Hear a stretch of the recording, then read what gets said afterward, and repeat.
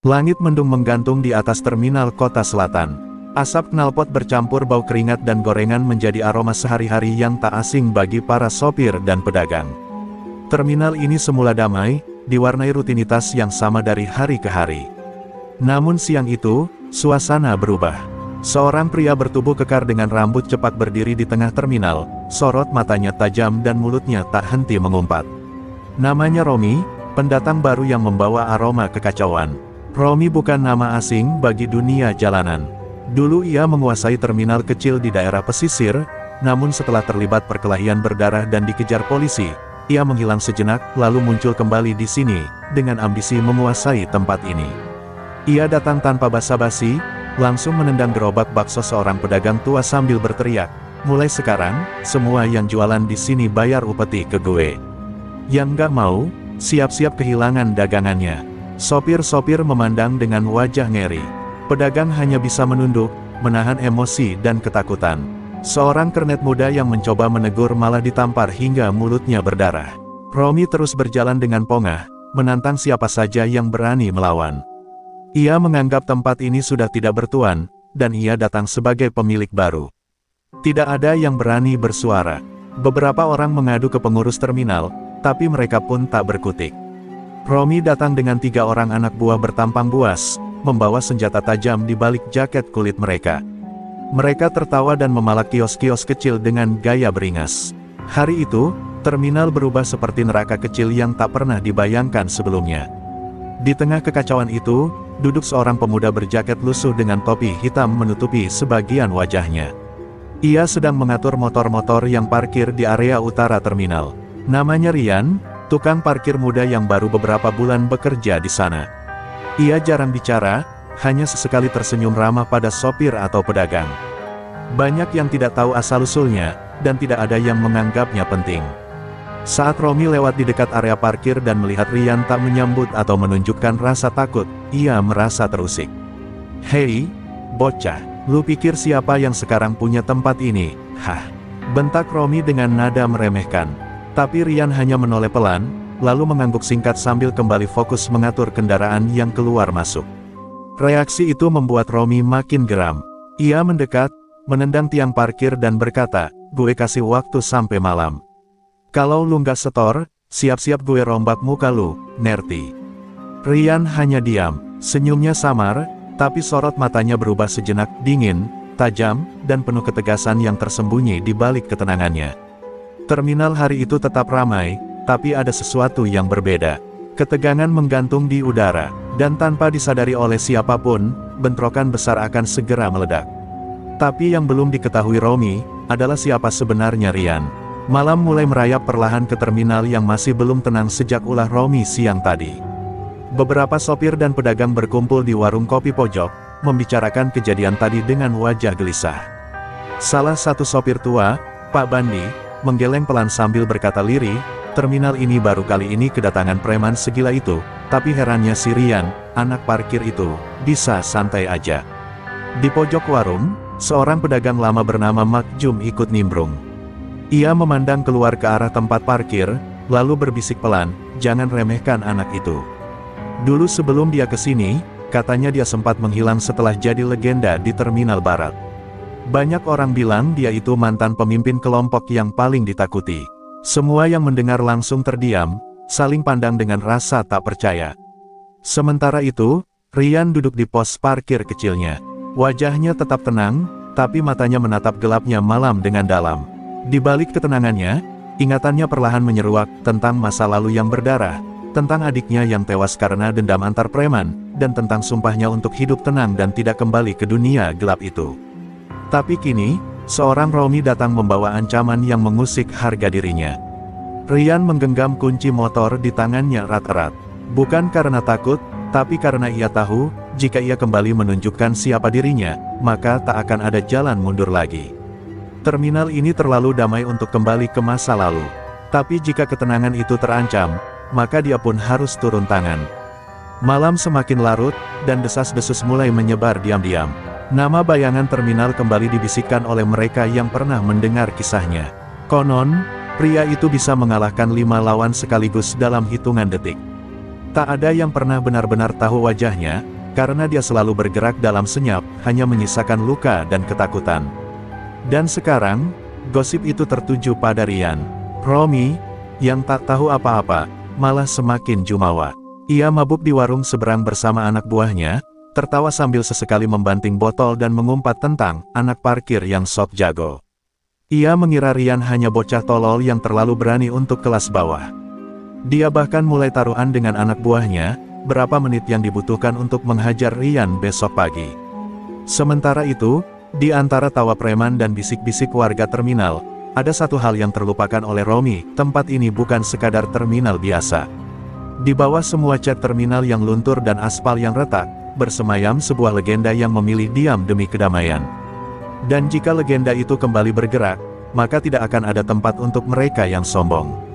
Terminal Kota Selatan mulai bersiap menyaksikan sesuatu yang tak biasa. Dan malam itu, angin yang berhembus membawa firasat, badai akan datang, dari seorang tukang parkir muda yang mereka kira biasa saja. Pagi itu, terminal masih diselimuti embun tipis. Aktivitas mulai bergeliat, namun suasananya berbeda, lebih sunyi, seolah semua orang menahan napas. Beberapa sopir hanya berbisik ketika melewati area parkir. Pandangan mereka tertuju pada dua orang, Ryan yang sedang memunguti tiket parkir di saku jaket lusuhnya, dan Romy, yang mendekat dengan langkah penuh kesombongan, didampingi dua anak buah bertampang beringas. Ryan tetap dengan sikapnya yang tenang. Ia tahu hari ini Romy akan datang menagih ancaman kemarin. Tapi tak ada rasa takut di wajahnya. Ia berdiri tegak di samping pos parkir kecil yang catnya mulai mengelupas, lalu menatap Romy yang kini berdiri hanya 2 meter di depannya. Pagi, sapa Ryan singkat, tanpa senyum, tanpa basa-basi. Masih bisa senyum? Iya. Ejek Romy sambil menyeringai. Ia merogoh saku dan melempar selembar uang lusuh ke kaki Ryan. Ini uang parkir lo, tapi, mulai hari ini, gue yang ngatur semua. Lo cukup minggir dan setor tiap sore. Kalau berani nolak, jangan nyesel. Suaranya cukup keras, membuat beberapa sopir yang duduk di warung ikut mendekat dalam diam, pura-pura sibuk tapi ingin menyaksikan segalanya. Ryan menatap uang itu beberapa detik, lalu memungutnya perlahan. Tapi alih-alih menyimpannya, ia meremas uang itu di tangan dan melemparkannya kembali ke dada Romy. Gue nggak kerja buat lo, Rom. Dan lo juga nggak punya hak ngatur gue, jawabnya datar. Seketika suasana berubah tegang. Para sopir terdiam. Beberapa pedagang mulai menutup lapak, takut terjadi keributan. Salah satu anak buah Romy langsung maju, siap menyerang, namun Romy menahannya dengan tangan. Wajahnya mulai berubah, dari sombong menjadi berapi-api. Berani lu nentang gue di tempat gue sendiri, teriaknya. Tapi sebelum Romy bisa bergerak lebih jauh, Ryan melangkah maju. Ia menatap mata Romy, tajam dan dalam, pandangan yang bukan milik tukang parkir biasa. Pandangan yang penuh trauma, dendam, dan pengalaman hidup yang tak dimiliki preman jalanan biasa. Lo pikir ini tempat lo? Salah. Lo salah tempat, dan salah orang, ucap Ryan pelan, namun tegas. Ucapannya seperti petir di siang bolong. Romy terdiam sejenak. Untuk pertama kalinya, dia merasakan sesuatu yang asing, bukan ketakutan, tapi peringatan dari dalam tubuhnya sendiri bahwa dia sedang berdiri di ambang bahaya yang belum ia pahami. Romy tertawa paksa, mencoba menutupi kegugupan yang mulai menggerogoti egonya. Gue kasih lo waktu sampai malam. Kalau lo masih di sini, lo bakal gue bikin nyesel, ancamnya sambil mundur pelan, menyeret anak buahnya yang tadi sudah siap menyerang. Namun di balik ancamannya, ada keraguan yang mulai muncul, ada sesuatu dalam diri Ryan yang membuat Romy tak bisa bertindak gegabah. Dan hari itu, terminal kembali seperti biasa. Namun semua orang tahu, ini bukan pagi yang biasa. Sebuah pertarungan sedang menunggu waktu untuk meledak, dan semua mata kini tertuju pada si tukang parkir muda, yang semakin jelas bukan orang sembarangan. Pagi menjelang siang, suasana terminal makin ramai, tapi bukan karena lalu lintas kendaraan, melainkan karena bisik-bisik yang mulai menyebar dari mulut ke mulut. Si Ryan itu siapa, sih, sebenarnya? Tanya salah satu kernet sambil menyeruput kopi. Tak ada yang menjawab pasti, tapi semua yang menyaksikan ketegangan pagi tadi tahu bahwa ada sesuatu yang berbeda dari pemuda tukang parkir itu. Di bawah rindangnya pohon dekat pos ojek, seorang lelaki tua mengenakan topi kusam duduk termenung. Pak Darmin, mantan sopir yang kini hanya menjaga toilet umum, memperhatikan Rian dari kejauhan. Wajahnya tiba-tiba memucat. Ia pun memanggil salah satu sopir muda, lalu berkata dengan suara gemetar, "Itu anak, kalau nggak salah, dia itu dulu julukannya Bayangan Terminal Barat. Waktu saya masih narik di sana, semua preman minggir kalau dia datang." Sopir muda itu melongo, tak percaya. Yang katanya bisa ngilang waktu dikeroyok. Yang pernah ngelumpuhin 8 preman sendirian waktu ribut-rebutan lahan. Pak Darmin mengangguk pelan, menatap Rian yang sedang mengatur parkir motor dengan tenang. Dia ngilang bertahun-tahun, katanya setelah adiknya mati di palak preman. Sejak itu, dia nggak pernah balik ke dunia itu lagi. Desas-desus ini cepat menyebar seperti api membakar jerami kering. Pedagang, sopir, tukang ojek, semua mulai membicarakan nama Bayangan Terminal, sosok misterius yang dulu melegenda, lalu menghilang. Dan kini, kabar bahwa Rian adalah orang yang sama membuat suasana terminal seperti menunggu sesuatu yang besar akan meledak kapan saja. Rian sendiri tetap bekerja seperti biasa. Tapi dia tahu, matanya tak bisa bohong. Beberapa orang kini menatapnya dengan cara berbeda, ada yang mulai menghormati, ada yang mulai takut, dan ada pula yang ragu untuk mendekat. Ia pun duduk sebentar di pinggiran terminal, membuka botol air minum, lalu memandang langit biru yang terasa semakin berat.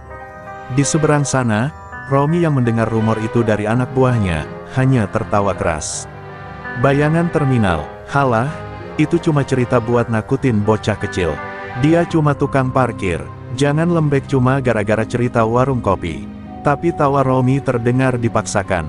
Ada gurat cemas yang tak bisa ia sembunyikan, seolah batinnya tahu kalau kali ini dia tak sedang menghadapi preman biasa. Malam mulai turun. Rian berdiri di pojok terminal, mengamati dengan tatapan dalam. Ia tak ingin kembali ke dunia lamanya. Tapi kalau preman seperti Romi terus menghancurkan ketenangan orang-orang kecil di terminal ini, maka dia harus memutuskan, diam dan menyaksikan, atau turun dan mengingatkan. Dan saat lampu-lampu terminal menyala satu persatu, keputusan itu mulai tumbuh dalam hati Rian. Karena terkadang, untuk menjaga kedamaian, sang bayangan harus muncul kembali dari gelap. Malam turun perlahan di terminal kota selatan, membawa hawa dingin yang tidak biasa. Warung-warung mulai tutup lebih cepat, pedagang menggulung tikar dagangan, dan para sopir memilih berkumpul di sudut terminal yang jauh dari lokasi parkir. Mereka semua tahu, malam ini bukan malam biasa. Malam ini, Romi mengancam akan menghajar Rian. Tapi mereka yang sudah mendengar kabar tentang Bayangan Terminal, tak lagi menganggap ini sebagai tontonan, melainkan ketegangan yang bisa berubah menjadi tragedi. Romi datang tepat setelah azan Isya berkumandang. Jaket kulit hitam membungkus tubuh kekarnya, diikuti 3 anak buah yang wajahnya sudah merah karena minuman. Ia melangkah dengan angkuh, suaranya menggelegar sambil berteriak, "Mana anak parkir itu? Keluar lo, jangan sembunyi kayak tikus." Suasana terminal langsung hening. Semua mata mengintip dari balik warung, bas, dan kios, menunggu apakah legenda itu akan benar-benar muncul. Dari balik bayangan pos parkir, Rian muncul perlahan. Topi hitam menutupi sebagian wajahnya, dan langkahnya ringan namun pasti. Ia berhenti beberapa meter dari Romi, matanya tenang menatap preman yang kini mulai kehilangan kendali. "Gue nggak sembunyi," kata Rian lirih tapi cukup keras untuk didengar semua orang. "Gue cuma nunggu waktu yang pas buat ngasih lo pelajaran." Romi langsung menunjuk wajah Rian sambil memaki. "Lo pikir lo siapa? Hah? Bayangan, itu cuma dongeng. Malam ini, gue hancurin lo di depan semua orang." Ia melangkah maju, namun langkahnya goyah. Entah karena alkohol, atau karena tekanan mental yang pelan-pelan merayap masuk ke dalam dirinya sejak kabar tentang Rian menyebar. Namun sebelum Romi sempat mengayunkan pukulan pertamanya, Rian berbicara lagi, datar, namun penuh luka. "Dulu, adik gue dipalak sampai mati di terminal. Gue bersumpah ninggalin semua ini. Tapi kalau ada yang datang merusak ketenangan tempat ini, berarti lo udah minta gue balik jadi diri gue yang dulu." Ucapan itu menggema di antara sunyi terminal. Mata para sopir membelalak. Romi mulai kehilangan kata. Salah satu anak buah Romi mencoba maju, namun dalam sekejap, Rian bergerak cepat. Sebuah dorongan keras membuat anak buah itu terjatuh mencium aspal. Gerakannya tidak seperti preman, tapi seperti petarung terlatih. Tubuhnya lentur, cepat, dan presisi, mengingatkan semua orang bahwa ia bukan legenda tanpa alasan. Romi mulai ragu. Keringat dingin menetes di dahinya. Untuk pertama kalinya sejak ia datang, ia merasakan rasa yang asing di tubuhnya, takut. Bukan karena jumlah atau senjata lawan, tapi karena sorot mata Ryan yang menyiratkan luka dan amarah yang disimpan terlalu lama. Ryan bukan ingin menang, dia hanya ingin menyudahi semuanya, sekali untuk selamanya. Malam itu belum selesai, tapi satu hal menjadi jelas di mata semua orang, ini bukan tentang siapa paling kuat, tapi tentang siapa yang paling tak bisa diusik. Dan Ryan, si tukang parkir muda itu, adalah batas terakhir dari kesabaran dan ketenangan terminal ini. Hening menggantung di atas terminal. Tak ada yang bergerak, tak ada yang berani bersuara. Semua hanya menatap satu titik, Ryan, yang berdiri tegak di hadapan Romy dan anak buahnya. Wajahnya dingin, sorot matanya berubah tajam seperti pisau. Ia telah menahan semuanya terlalu lama, amarah, kehilangan, dan kehormatan yang diinjak oleh pendatang sok jago. Anak buah Romy kedua melompat maju, mencoba menyerang dari samping. Tapi belum sempat tangannya menyentuh Ryan, sikunya sudah mendarat telak di rahang. Suara tulang beradu menggema keras, dan tubuh preman itu terpelanting seperti boneka kain, berguling di atas aspal. Terminal yang kasar, Romy melangkah mundur refleks, wajahnya mulai pucat. Ryan melangkah perlahan, menghampiri dua anak buah lainnya yang kini mulai gemetar. Salah satu dari mereka mencoba menyerang dari belakang, tapi Ryan berputar cepat, menyapu kaki lawannya hingga terjatuh, lalu menghantam dadanya dengan lutut. Preman itu mengerang kesakitan dan tak mampu bangkit lagi. Hanya dalam hitungan detik, 3 orang tumbang tanpa ampun. "Lo pikir lo siapa, Rom?" ujar Ryan pelan namun menggema. "Lo dateng, nginjek orang kecil, bikin takut pedagang, sopir, warga sini, lo nggak lebih dari benalu yang numpang nyari takut." Langkah Ryan makin mendekat ke arah Romy. Setiap langkahnya bagai ketukan palu yang memukul jantung semua orang yang menyaksikan. Romy panik. Ia mencabut pisau kecil dari balik jaket kulitnya, berharap bisa mengubah keadaan. Tapi sebelum pisaunya bisa terangkat penuh, tangan Ryan sudah menangkap pergelangan Romy dan memelintirnya ke belakang. Pisau terlepas, jatuh ke tanah. Romy berteriak kesakitan, wajahnya memerah karena malu dan sakit yang bercampur jadi satu. Ryan menatap Romy tepat di mata. "Gue bisa hancurin lo sekarang. Tapi gue bukan lo. Di sini, kita hidup buat bantu satu sama lain, bukan buat nyiksa. Pergi, sebelum gue berubah pikiran." Ia melepaskan tangan Romy dengan keras. Romy terhuyung, terjatuh, lalu merangkak sambil menahan pergelangan tangannya yang nyeri. Suasana terminal kembali sunyi. Semua orang tertegun, tak percaya apa yang baru mereka lihat. Beberapa mulai bertepuk tangan pelan, lalu makin ramai, hingga riuh tepuk tangan menggema di seluruh sudut terminal. Ryan tak menanggapi, ia hanya berjalan pelan ke pos parkirnya, mengambil topinya yang sempat jatuh, lalu memakainya kembali seperti biasa. Malam itu, legenda tak lagi jadi bisik-bisik. Malam itu, terminal menyaksikan sendiri bahwa si tukang parkir muda bukan sekadar penjaga motor, ia adalah raja sebenarnya, yang selama ini memilih diam demi kedamaian. Setelah insiden malam itu, Ryan menjadi bahan pembicaraan semua orang di terminal. Bukan lagi sebagai tukang parkir biasa, tapi sebagai sosok misterius yang dengan satu amukan mampu melumpuhkan preman-preman yang merajalela. Meski begitu, Ryan tetap seperti biasa, mengatur motor, menyapa sopir, dan memungut uang parkir dengan senyum yang sederhana. Tapi di balik senyum itu, banyak yang kini mulai bertanya-tanya, siapa sebenarnya pria ini? Suatu siang yang tenang, Pak Darmin, lelaki tua penjaga toilet, memberanikan diri menghampiri Ryan yang sedang duduk santai di bawah pohon. "Yan, maaf, boleh tanya?" Ryan mengangguk. Pak Darmin menarik napas panjang. "Kamu itu, beneran bayangan terminal barat?" "Iya." Ryan hanya menatap langit sebentar, lalu menjawab pelan, "Dulu, iya. Tapi itu sudah lama sekali." Ryan pun membuka sedikit tabir masa lalunya. Dahulu, ia adalah pemimpin kelompok preman paling disegani di terminal barat. Bukan hanya karena kekuatan fisiknya, tapi karena otaknya dingin, strateginya licin, dan hatinya keras.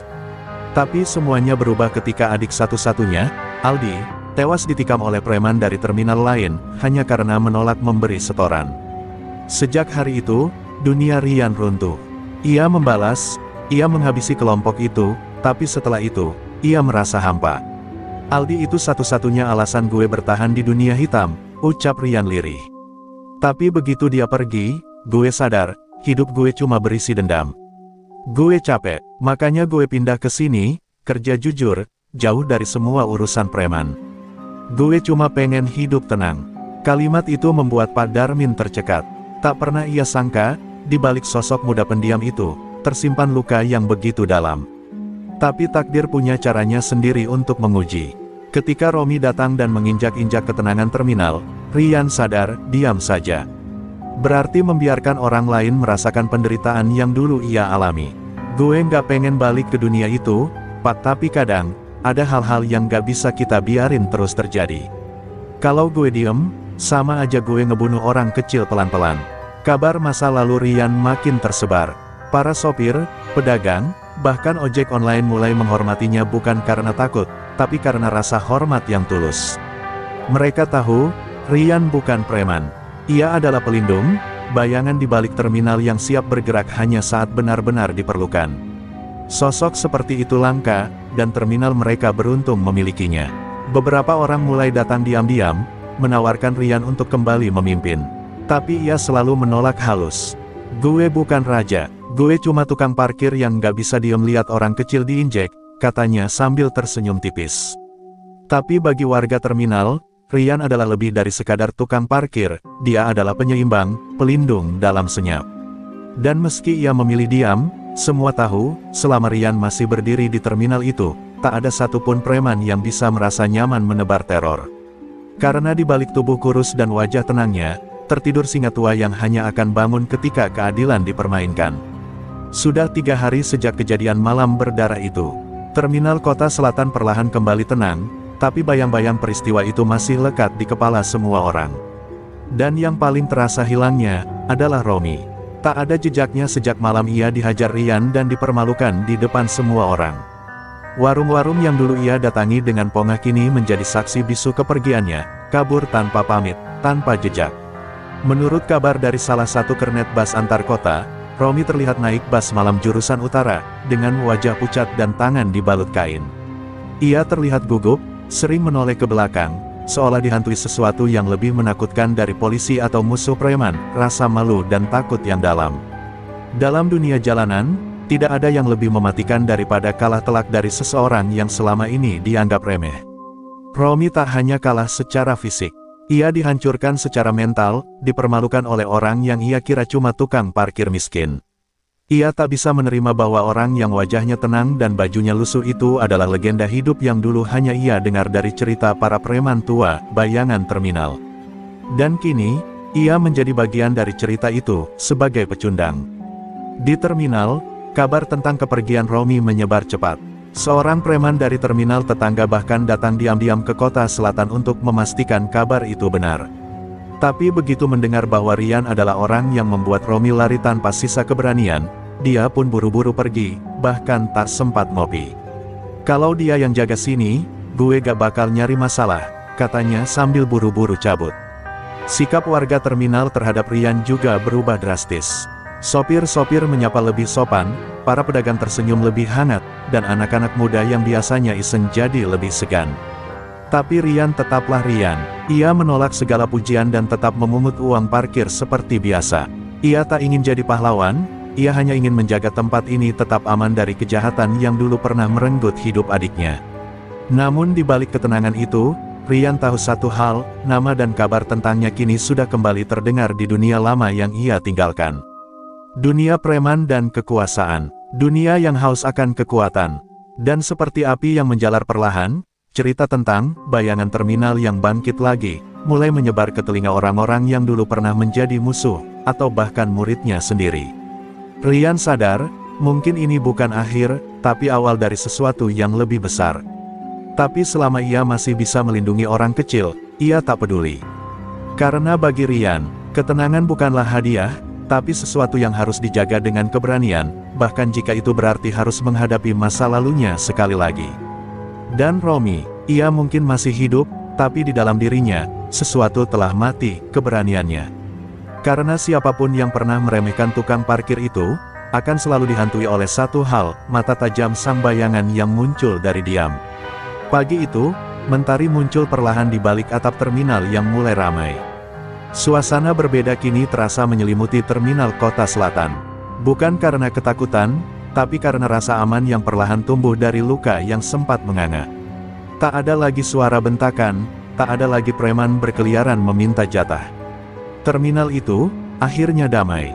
Dan semua orang tahu siapa yang menjadi alasan utama di balik kedamaian itu, Ryan. Ryan masih seperti biasa, berdiri di sisi tempat parkir, mengenakan jaket lusuh dan topi hitam yang sudah pudar warnanya. Tapi kini, setiap orang yang lewat selalu mengangguk hormat. Para sopir menyapanya lebih dulu, pedagang menitipkan dagangan mereka di dekat pos parkirnya, bahkan beberapa anak muda sering duduk menemaninya, mendengarkan cerita tanpa paksaan. Mereka tidak melihatnya sebagai preman, tapi sebagai penjaga. Kehidupan perlahan kembali berjalan normal, tapi kali ini lebih tertib. Tidak ada yang berani semena-mena. Bahkan tukang pungut liar dari terminal lain yang sempat datang, langsung pulang begitu mendengar nama Ryan disebut.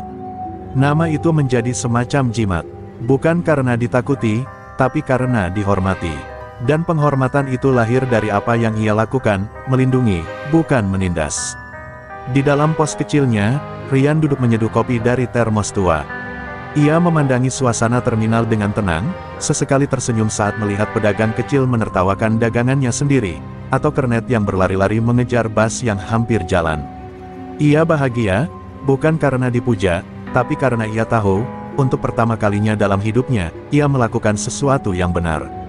Tapi meski tenang di luar, pikirannya masih dihantui oleh satu pertanyaan yang belum bisa ia jawab, apakah ia benar-benar bisa lepas dari masa lalu? Apakah dunia lamanya akan terus mengejarnya? Namun tiap kali pertanyaan itu muncul, Ryan akan menatap tangan kasarnya, lalu mengingat janji dalam hati, selama ada yang harus dilindungi, aku akan tetap berdiri di sini. Sore hari, Pak Darmin menghampiri dengan 2 gelas kopi. Yan, kamu tahu nggak? Waktu Romi kabur, dia bilang satu hal ke sopir yang ketemu dia di bus, di terminal itu, ada raja yang nggak butuh singgasana. Tapi sekali dia berdiri, semua orang akan tahu, dialah batasnya. Ryan hanya tersenyum, meneguk kopinya perlahan, lalu berkata, aku nggak mau jadi raja, Pak. Aku cuma nggak mau lihat orang kecil diinjak lagi. Suara azan maghrib mulai terdengar dari kejauhan. Lampu-lampu terminal menyala satu persatu, dan angin sore membawa aroma gorengan dan teh manis. Hidup kembali ke ritmenya, tapi semua orang tahu, tempat ini kini berbeda. Ada seseorang di sana yang diam-diam menjaga mereka. Seorang yang tidak meminta apapun, tapi siap menghadapi segalanya. Dan malam itu, di bawah langit yang mulai gelap, Ryan duduk sendiri di bangku kayu tua. Di wajahnya ada kedamaian, dan meski masa lalunya belum selesai sepenuhnya, ia tahu satu hal pasti, ketenangan telah kembali, dan selama ia di sana, terminal ini akan tetap utuh. Waktu terus berjalan, dan terminal kota selatan kini hidup dengan wajah baru. Suasananya lebih rapi, lebih tertib, lebih manusiawi. Para pedagang bisa berjualan tanpa takut dipalak, sopir bisa beristirahat tanpa dihantui ancaman, dan anak-anak kecil bisa bermain kejar-kejaran tanpa melihat kekerasan sebagai hal biasa. Namun dari semua perubahan itu, satu sosok tetap berada di tempat yang sama, Ryan, sang tukang parkir. Hari itu, datang seorang wartawan muda yang sedang mengerjakan liputan tentang kehidupan di terminal. Ia bertanya kepada para sopir dan pedagang, siapa yang mengatur semua ketertiban di sini? Kok bisa aman banget sekarang? Hampir semua menjawab dengan nama yang sama, sambil tersenyum dan menunjuk ke arah pos parkir. Tanya dia, tukang parkir kita. Dia yang jaga kami. Tapi saat wartawan itu menghampiri, Ryan hanya tersenyum dan berkata, saya cuma parkirin motor, mas. Enggak lebih. Cerita tentang Ryan menyebar lebih luas, bukan hanya dari mulut ke mulut tapi juga masuk ke media lokal. Namun meski banyak yang ingin mengangkatnya sebagai tokoh inspiratif, ia selalu menolak sorotan. Ia tahu, saat nama kembali naik, dunia lama akan mencarinya. Dan ia tak mau hal itu terjadi lagi. Bagi Ryan, menjadi legenda bukan soal dikenal, tapi soal diingat dengan hormat. Suatu malam, seorang anak muda datang padanya, wajahnya babak belur. Bang Ryan, ajarin saya. Saya udah capek dihina, dikalahin terus. Ryan hanya memandang anak itu dalam diam. Ia tahu rasa sakit anak itu, tapi ia juga tahu, kekuatan bukan untuk balas dendam. Kalau lo cuma mau belajar buat mukulin orang, lo bukan murid yang gue cari. Tapi kalau lo mau belajar nahan diri, berdiri buat orang kecil, baru kita bisa ngomong. Kata-kata itu menjadi dasar baru bagi banyak pemuda di terminal. Mereka mulai berkumpul di sekitar Ryan, bukan untuk belajar bertarung, tapi belajar menjadi kuat tanpa harus menyakiti. Ryan bukan lagi sekadar tukang parkir. Ia menjadi pelindung diam-diam, penyeimbang dalam kekacauan, paku bumi di tengah hiruk-pikuk terminal yang kadang tak kenal arah. Orang-orang dari terminal lain yang datang, kini tak lagi berani macam-macam. Mereka tahu cerita tentang tukang parkir ini, dan mereka tahu, terminal ini bukan tempat untuk uji nyali. Karena jika mereka salah langkah, mereka akan berhadapan dengan bayangan yang tak terlihat, tapi selalu mengawasi. Dan pada akhirnya, nama Ryan menjadi legenda. Bukan lewat foto di koran, bukan lewat patung atau penghargaan, tapi lewat cerita-cerita malam yang diceritakan sopir tua ke kernet muda, atau pedagang ke cucunya. Cerita tentang lelaki berjaket lusuh, yang memilih diam saat bisa menguasai, dan memilih menjaga saat bisa membalas. Ia bukan raja, bukan pahlawan, bukan dewa, hanya manusia yang memilih menjadi batas terakhir dari ketidakadilan. Di pojok terminal, di bawah lampu redup, Ryan masih duduk di bangku kayunya. Kopi di tangannya mulai dingin, tapi matanya tetap mengawasi. Dan selama ia masih di sana, terminal ini akan tetap utuh, karena legenda tak perlu suara, ia hidup dalam diam, dalam sikap, dan dalam keberanian untuk melindungi.